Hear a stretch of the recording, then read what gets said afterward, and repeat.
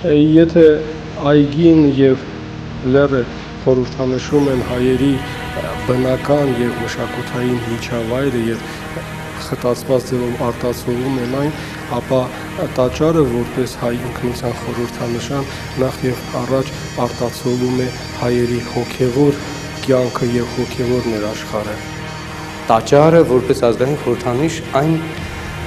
նաև կարելի է բացատրել հրաշալի էր ուղղակի Թորոս Թուրամանյանը ճարտարապետը նկարագրում, որ մեր եկեղեցիների գմբեթները հենց Մասսի օրինակից է վերցված։ Արարատի կատարը մեր եկեղեցիների գմբեթների օրինակն է։ Տաճարը հայերի բազմադարյան պատմության մեջ սոսկ շինություն չէ եւ ամենահիմնական նրա նպատակն է, թե շինության ձևերի միջոցով ինչպես կարող են ներկայացնել մի այլ ոչ նյութական մտածում եւ մոտեցում։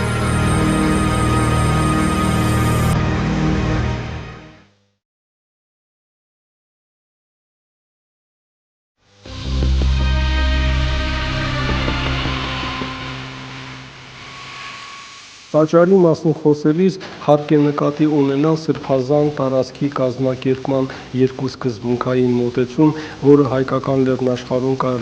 կարելի է վավերացնել գոնե մեր թվականությունից առաջ 3-րդ հազարամյակից սկսած։ Առաջինը դա ձգտումն է բնությունից առանձնացված փակ կամերալ տարածք ստեղծելուն եւ այդտեղ անցկացնելու պաշտամունքն ու ծեսը, որը իր առաջին արտահայտությունն է գտել այսպես կոչված Շենգավիթյան տիպի կլոր կացարանում, որի կենտրոնում գտնում էր նաև կլոր օջախը։ Ահա, ուրեմն այդ օջախը ուներ զանազան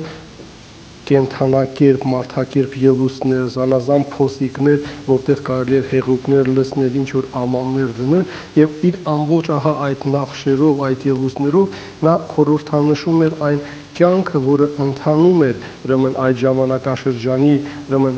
պարիսպների ներսում, ընտանիքներում, եւ մենք կարող ենք ասել, որ սրբազան օջախը հենց այն սկիզբն է, որից սկսվել է հայերի սրբազան տարածքի կազմակերպումը եւ պաշտամունքը։ Կարելի է ենթադրել, որ այդ ուրեմն եւ կացարանի կլորությունը եւ օջախի կլորությունը հուշում է մեզ, որ այստեղ ընթացած ծեսը կրել է շրջանաձև բնույթ։ Երկրորդը, քանի որ այդ օջախը նաև առօրյա օջախ է, մենք կարող ենք ենթադրել, որ այդ ծեսը ունեցել է նաև ընդգծված ճաշկերութային բնույթ։ Հայրերը ասում են, եկեղեցին դա դրախտն է։ Այսինքն այնտեղ, որտեղ չկար մահաճական ոգին, բայց կար կենաց ծառը, եւ այդ կենաց ծառից մարդը օգտվում էր եւ անմահությունը շարունակական էր դառնում։ Այդ անմահության ծառը, այդ պտուղը, որ կա, գտնում է եկեղեցում եւ դա Սուրբ Սեղանն է, այնտեղ Քրիստոսի մարմինը եւ արյունն է, որ մենք ճաշակում ենք։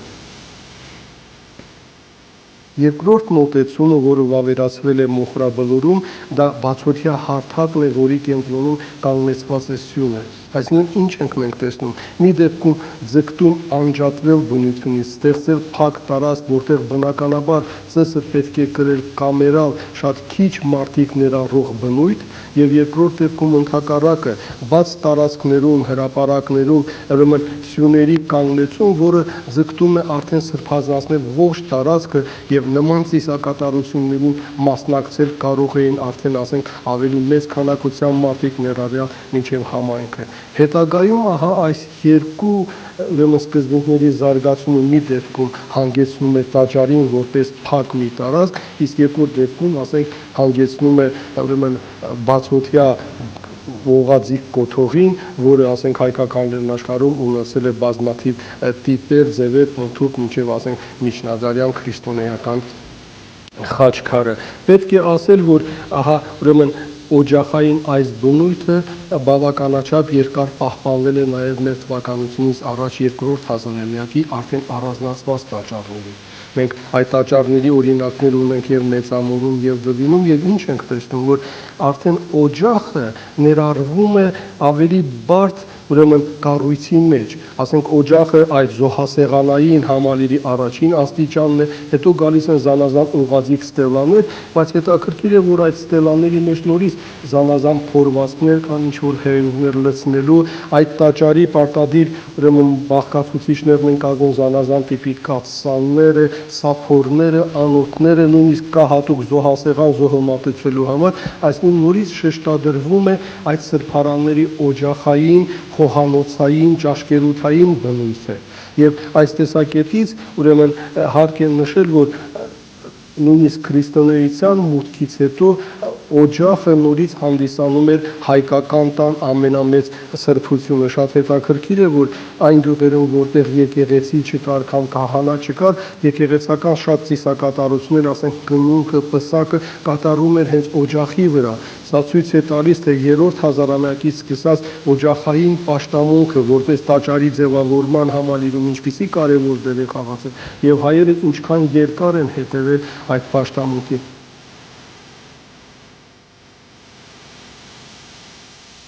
Հայրերը ավելի առաջ են գնում եւ ասում են, որ եկեղեցին երկինքն է երկրի վրա։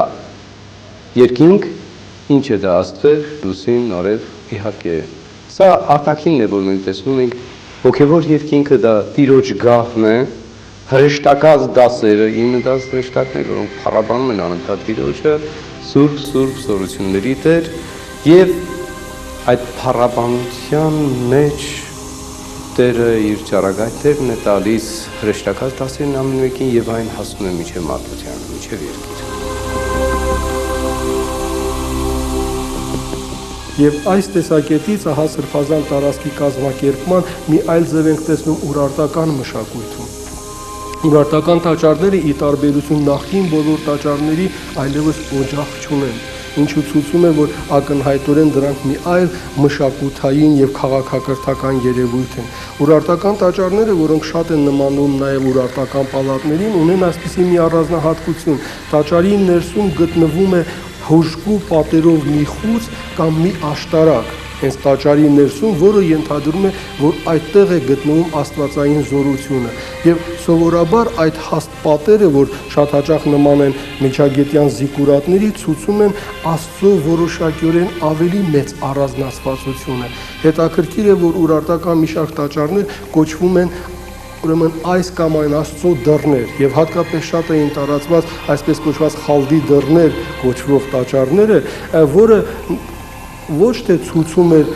որպես մուտք հավատացյալի համար, այլ ընդհակառակը ելք Աստծո համար։ Աստված սկզբունքորեն առանձնացված էր եւ նրա հետ հաղորդակցմանը կարելի էր սպասել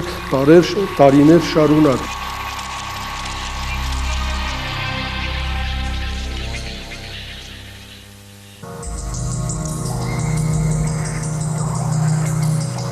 Ի տարբերություն, ահա, ուրեմն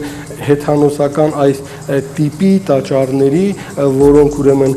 ընդգծում են կամերալ ծեսը, առանձնացվածությունը, քրիստոնեությունը ըստ էության հանդես եկավ որպես այդ ամենի ժխտումը, որպես ընդհակառակը աստվածային զորության սկզբունքորեն բաց լինելը եւ սկսեց կազմակերպել քրիստոնեական ուրեմն տաճարը եւ ընդհանրապես պաշտամունքը մի այլ ուղղությամբ։ Օրինակ, ասենք, եթե հեթանոսական տաճարները սկզբունքորեն դնում են ուրեմն աշխարհիկ եւ սրբազան տարածքների հստակ սահմանազատում, ապա քրիստոնեական տաճարների եւ հատկապես վանական համալիրների դեպքում դեպի ուր գնում էր ուխտագնացության այդ շարասյունները, քարավանները, ուրեմն վիճակը այսպիսին էր, ինքնին ճանապարհը, որ տանում է դեպի այդ սրբազան տաճարը, արդեն իսկ սրբազան է, եւ որպես դրա վկայություն դեռ տաճար չհասած կարելի է տեսնել բազմաթիվ մատուռներ, աղբյուրներ, խաչքարեր, նույնիսկ սրբազան ծառեր, այս ամենը նաեւ ժողովրդական պաշտամունքի որոշակի արտահայտություններ են։ Եվ ահա երբ հասնում եք տաճար, որի ուրեմն հիմնական մուտքը բացվում է արևմտյան ճակատում։ Արևմտյան ճակատը մեր տաճարների ամենազարդարուն ճակատն է։ Նա արդեն իսկ ձեզ հրավիրում է, իսկ արևմտյան մուտքը նույնպես ամենաշքեղ հարթարվածը նա ձեզ ներս է հրավիրում։ Այսինքն արդեն ճանապարհը, որ տանում է դեպի տաճար, ինքնին սրբազան է, բայց առավել սրբազան է աղոթասրահը, որտեղ դուք մտնում եք, եւ աղոթասրահից հետո առավել սրբազան է անշուշտ բեմը, որտեղ ենթադրում է, որ ներկա է աստվածային զորությունը եւ որտեղ հնարավոր է մարդկային անմիջական հաղորդակցությունը ծիսակատարության ժամանակ։